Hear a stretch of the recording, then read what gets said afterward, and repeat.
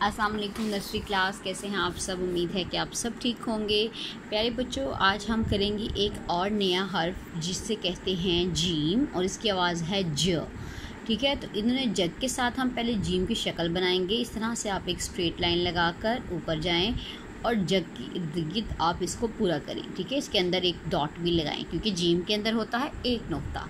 उसके बाद प्यारे बच्चों, आपने ये जीम इसके ऊपर प्रैक्टिस करनी है और उसके ऊपर लिखना है। चलिए मैं आपको एक जीम बताती हूँ, लेकिन मैं आपको यहाँ पर एक जीम बताऊँगी। ठीक है, यहाँ पर देखिए जीम कैसे लिखते हैं।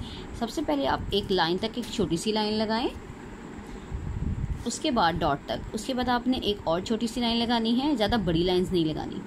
उसके बाद बेटा आपने इस यहाँ से इसके बराबर लेके आना है, इसके बराबर। ठीक है, इस तरह से, और नीचे लेके आएँ और इसको ऊपर लेके जाएं जो।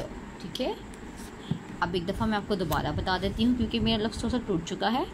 यहाँ देखिए इस तरह, और आप यहाँ से एक अंडे की शक्ल में ऊपर लेके आएंगे जो, लेकिन आपकी पेंसिल शार्प होनी चाहिए। ठीक है, इस तरह से। और इसकी आधी जो शक्ल है वो भी बेटा बहुत आसान है, मैं आपको वो भी बताती हूँ।